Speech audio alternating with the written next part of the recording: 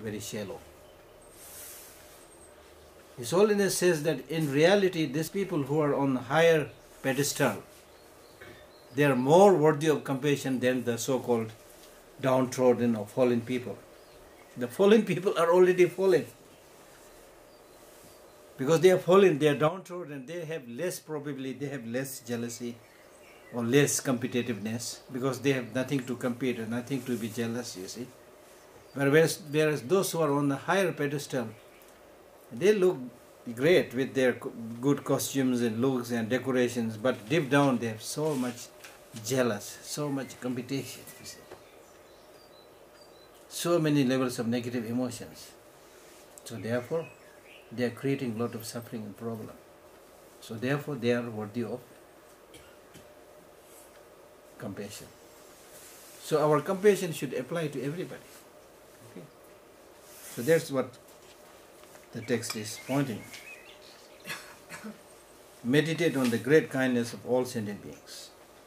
Practice the combination of giving and taking. Okay, so therefore, develop that compassion. So therefore, today, it is my task and responsibility to repay the kindness of the mother and give her all needed benefits and protect her from all the harms and what is not beneficial. Because the mother sentient beings are not able to take care of themselves. They think they are able to take care of themselves, but in the true sense of the term, they are not able to take care of themselves because of the strong negative emotions within us. Like for example, if there is a mad person, a lunatic mad person, if you try to help that mad person, the mad person will say, I'm fine. No, you are not fine. You are sick. You need to go to hospital. No, I'm fine. I don't have to go to hospital. I'm very happy. You see, the mad person will do like this. It's not the case that that person is fine and healthy and happy, but because of the lunacy, he doesn't know what is happening with him or her. So there is a kind of insanity, as I said, there is a kind of insanity and lunacy with all of us. And therefore we are not able to take care of ourselves in the proper sense of the term. So therefore, you with your spiritual knowledge and Dharma knowledge at least have some idea what is good for the long run. So therefore, you should come forward and say that today is really my turn to benefit and help you in every possible way. So this leads to the question that if mother sentient beings are harmed, what is the harm that they are receiving? They are directly received by all kind of sufferings, and indirectly they are harmed by the sources of those sufferings. And what are the sources of those sufferings? The sources of sufferings are afflictive emotions, wrong actions. Afflictive emotions and wrong actions, they are the causes for the sufferings that you encounter. So long as you don't get rid of the causes, you cannot reap the fruits, the sufferings. So therefore you should meditate and imagine that I will take upon myself all their sufferings and all the sources of their sufferings. And at least in the meditative state, you should imagine that all the sufferings and all the sources of sufferings of other sentient beings are taken from them and put upon myself. Just like by using a sharp blade, you take out all the darts. So similarly, imagine you take out all the sufferings and sources of suffering from other sentient beings. Bring it to yourself. So that is called practice of exchanging oneself for others. That means you take their sufferings upon yourself and you give the best peace and happiness, compassion and love, everything to the mother sentient beings. Now, with this practice, you need to be a little bit careful. Some people, they feel very uncomfortable. If I bring all the sufferings upon myself, oh, I am burdened completely, I am overwhelmed. You feel uncomfortable. So therefore the text says it is not like destroying you. You bring all those sufferings, the problems, and put it on the self-cherishing attitude. Because you wanted to banish that self-cherishing attitude. So when you overwhelm that self-cherishing attitude with sufferings and the sources of sufferings, then imagine that your self-cherishing attitude is destroyed. You are not destroyed. The self-cherishing attitude is destroyed. Your negative emotions are destroyed. So it's a beautiful practice, very beautiful practice. Okay.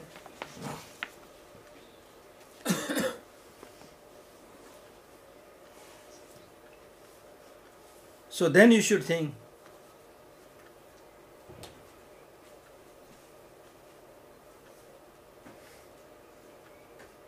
that now I will offer all my, not only I will receive all their sufferings and unpleasant experiences, but I will also offer all my good things to them. That is, offer your body, your wealth and enjoyments, your virtuous practices. Without expecting anything in return, you give it. You give it. Now for such practices, you can start by doing some small practices like giving something for those who are in need. Of course, you should do all these mental exercises, which is really great, but in terms of actual practice also, there are many who are much less privileged than you, so you should offer whatever you can to those.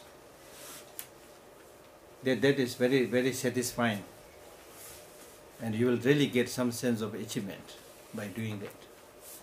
It's not easy in the beginning because we want to get everything but don't want to give anything. That's our attitude, you see. Even there was a very famous Tibetan Buddhist teacher who was also in the beginning very stingy like all of us.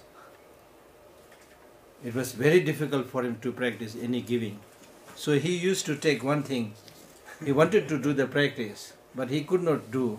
So he used to take one thing from the right hand and give it to the left. And take one thing from the left and give it to the right. So then gradually he was able to give it to other people. So practice makes man perfect, you see. And then there was another man who later also became a very good practitioner, but in the beginning he was fond of stealing. So one day he was invited in a family. So when everybody was out, he wanted to steal some tea. So he put his hand in the tea bag. So as soon as he put his hand in the tea bag, he realized the mistake that he is making.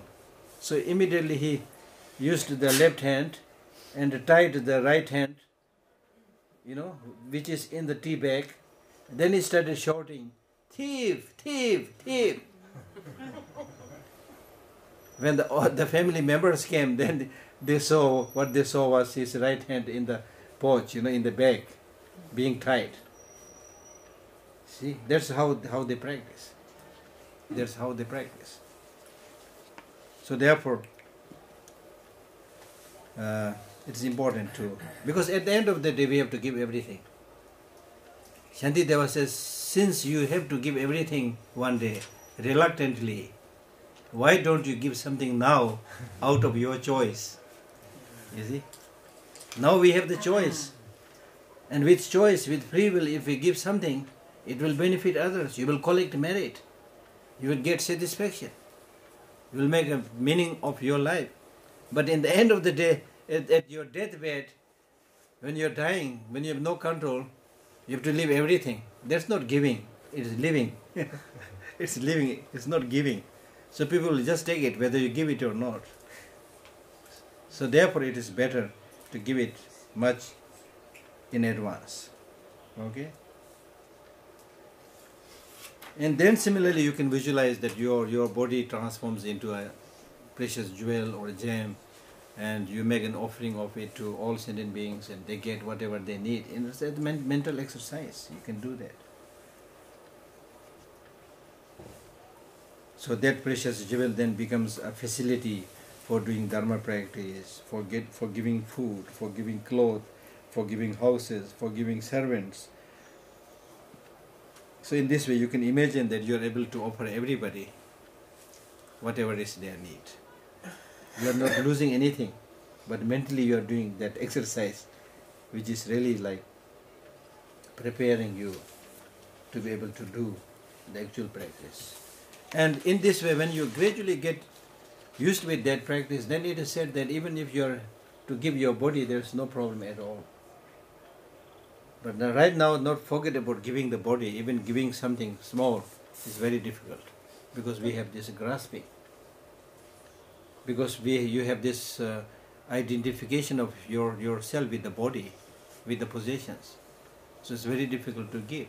But gradually when you realize everything like an illusion, nothing to be objectified, you see, then there is no grasping, no craving. Then even giving one's body is, one of the texts says, even giving your body is like giving vegetable to some other people. Okay, so there will be no problem at all. But right now it will be difficult, but we need to start doing the practice.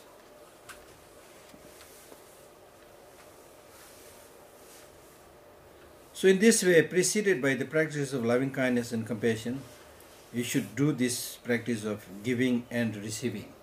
Giving and receiving. What you are giving is all the good things. What you are receiving is all the bad things. Okay. Is it possible to do this practice? Shantideva gives a beautiful explanation of this by saying that if you practice continuously, then a time will come when when you see others, you will see them like yourself. How does a mother see the child? She is able to see the child as herself. The mother is ready, ever ready to sacrifice herself for the child. That shows that we have the capacity to do that. That shows that we have the capacity to do that. So if we train our mind, we can do that. We can do that. And he gives a very convincing example by saying, they look at your body right now, your body. You call this as your body. And you look as much as you can, you look after it. Okay? You call it your body.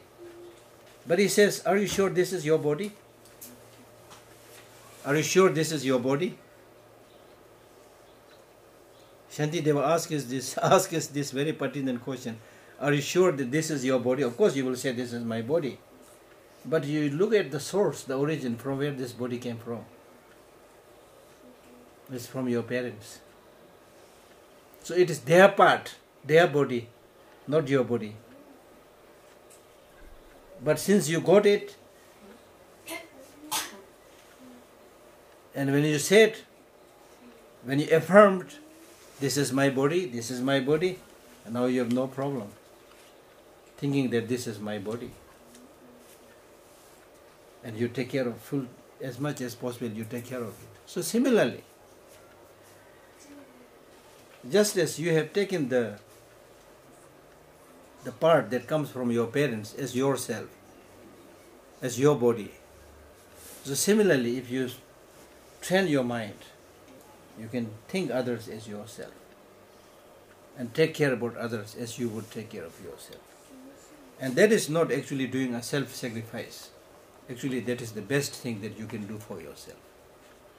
That is why His Holiness the Dalai Lama says that if you want to be wise, if you want to be selfish, be wisely selfish.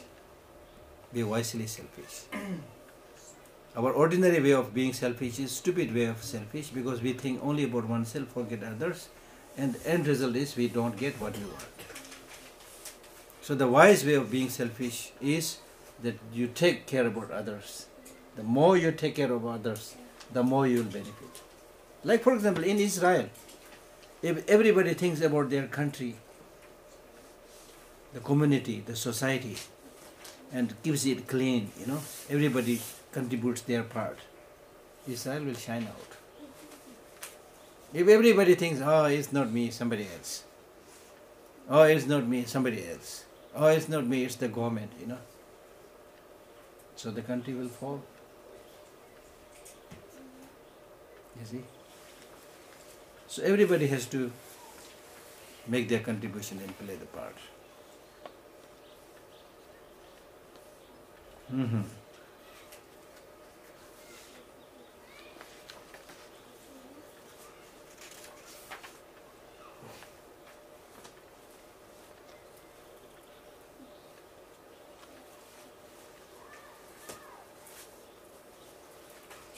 So in the second session you should think, again having meditated on loving kindness and compassion, you should think that when I was cultivating bodhicitta, I had offered my wealth, virtuous practices to sentient beings. So therefore I will alone do the work of fulfilling the benefits of sentient beings. I will alone. That means you will not look after supporters. You see, that's what we do normally. When more people are doing, you also feel like doing. When nobody is doing, you don't feel like doing. That's not the way. If it is something good, if it's something that must be done, you do it. You do it, even if you're alone. You do it. Like for example, the food you take, the breakfast you take. When you take the breakfast, do you see whether others eating or not? If others eating, you will also say, I don't eat. Do you do like this? When it comes to your food, whether others are eating or not, you will eat. You will not say others are not eating, so I will not eat. You will eat. Because this is important. This is something that must be done. Therefore you do it, whether others are doing or not. But when it comes to serving others, helping others, normally, when it's for the common goodness, normally we see whether others are doing or not. If they don't do, you also don't do. If they do, then sometimes you join them. That's wrong. When it's something that must be done, when it's something that you think it's good, you must do it. Single-handedly, if nobody is coming forth, no problem, just do it. And that actually will inspire many others to do it also. Okay? So that's what he's saying. To do it single-handedly.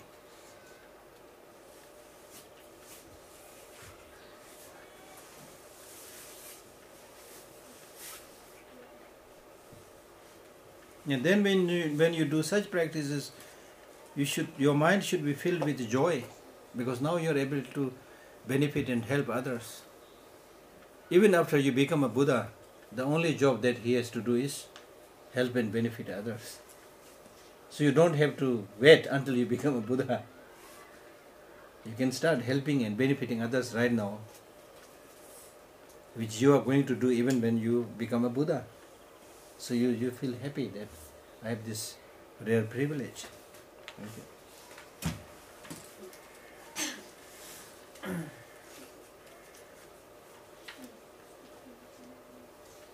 And you should begin by taking from yourself.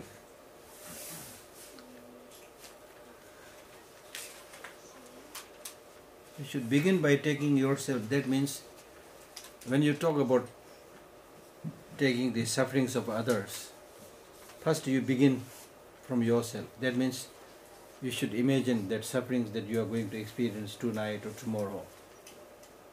Imagine that you are taking that upon yourself, on today's self, so that tomorrow you have no problem, no suffering, no difficulty.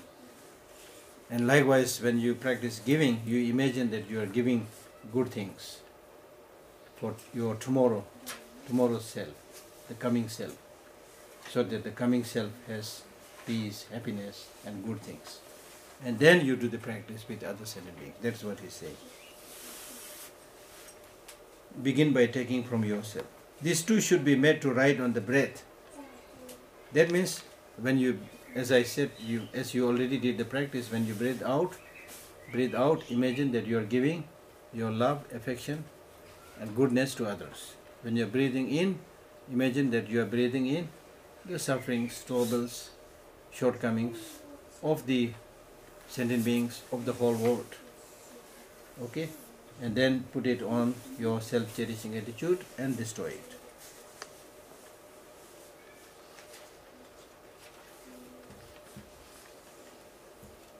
So that practice is for to help you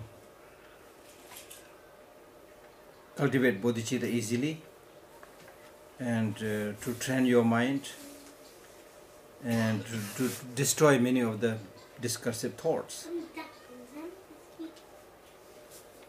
Concerning the three objects, three poisons and three virtues. That means during the subsequent stage of the meditation of conventional bodhicitta, when you relate to the objects, you will be relating to three different types of objects. Okay? A pleasant, good object, unpleasant object, neutral object. When you encounter a pleasant object, you develop attachment. The three poisons arise. When you relate to the three objects, the three poisons arise. That means when you relate to a very pleasant, attractive object, you develop attachment. When you relate to an ugly object, unpleasant object, you develop anger, disliking. When you relate to a neutral object, you develop ignorance. So in this way, three poisons will arise. So when such things, when attachment, hatred and ignorance arise by relating to the objects which is attractive, not attractive and ordinary, then you should train your mind by thinking that just as right now I am developing this attachment, similarly in the whole world there are many who are controlled by attachment. And then realizing that, you develop compassion towards these sentient beings. And then imagine that you are taking away all their attachments and put it in your heart on the self-cherishing attitude. And imagine that now they are without attachment.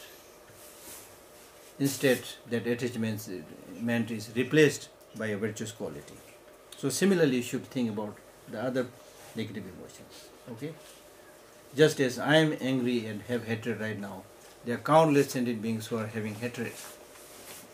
So imagine they develop compassion, and imagine that you are taking away all their hatred and anger, and they are now without anger, without hatred.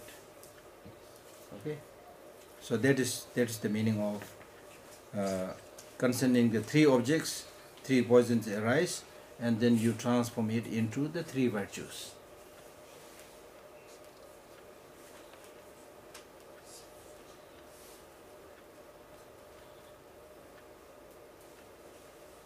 So the correct translation, the meaning translation of this line will be something like, when three poisons arise with reference to three objects, they should be transformed into three virtues.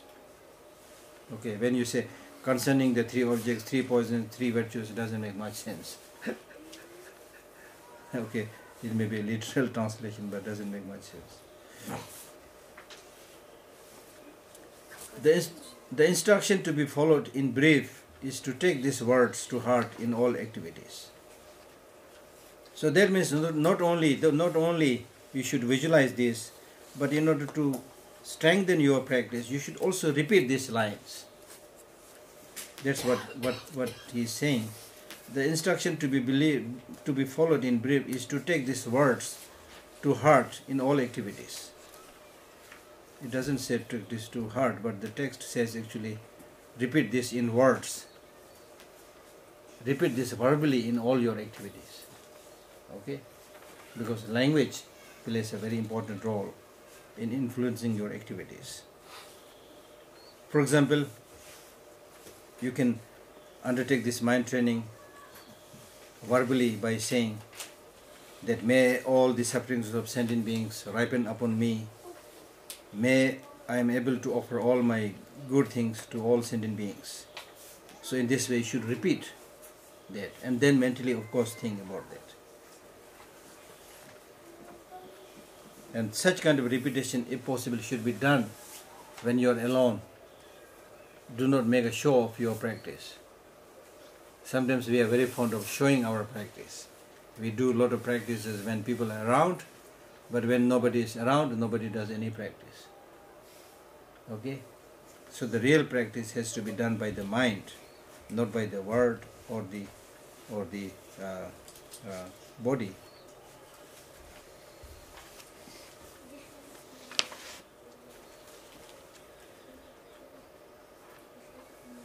Any questions?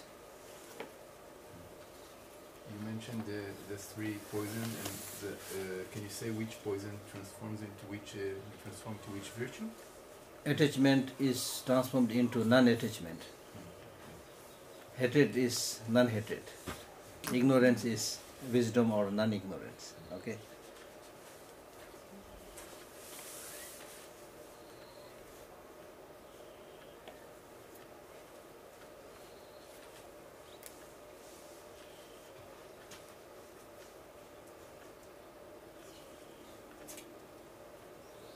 Any other questions?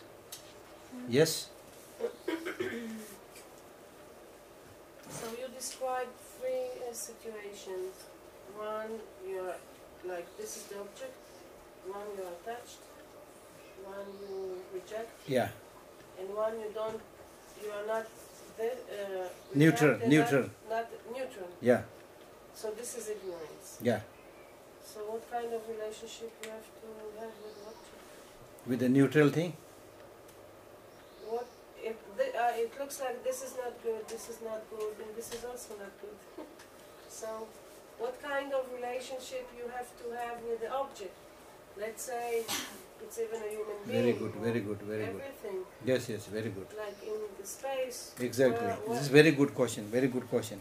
Because many people... Say the question again. Yeah. The recording. Repeat the question. She is saying that if you have to maintain this relationship with these three objects, no attachment, no anger, and also like with the neutral object, no ignorance, then how would you maintain relationship with anybody? Because when you maintain relationship, this kind of things come in the ordinary relationship. So therefore, this is a good question, because what the Buddhist teaching says is, you can maintain a better, purer relationship without attachment, without hatred, and without ignorance. Much better relationship. This is important to understand. Therefore, your question is good. Because many people ask this question, especially, for example, in marriage relationships. Yes. Okay, in love affairs. Love, yes. Because people so think where exactly. starts the People love in this people place? think that unless you have that attachment, So this is love. how unless you have attachment, how can you make love? That's what people think. Because Even to feel love. even to feel love, yeah. Because people think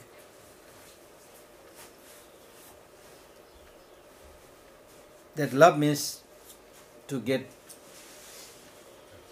one with that object, to get obsessed with the object.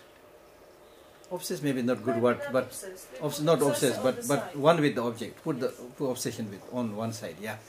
One with the object, you see. Okay? So if there is no attachment, how can you love? That's what many people think. But the Buddhist answer is, there is a thing called unconditional love. There's a thing called unconditional love. Not only Buddhist teaching, but even some of the wise people, they say, love is not how many times you touch each other, but how many times you reach each other. You see? So ordinary love, we think that, love means there should be attachment, there should be a lot of touching and hugging and caressing and things like that. But the one with the wisdom says, love is not how many times you touch each other physically, but it's really how many times you reach each other mentally. Mentally, how you care about that person is the real test of the love. The ordinary love Now, since you asked this question, let me elaborate this point. In the ordinary love affair, people say,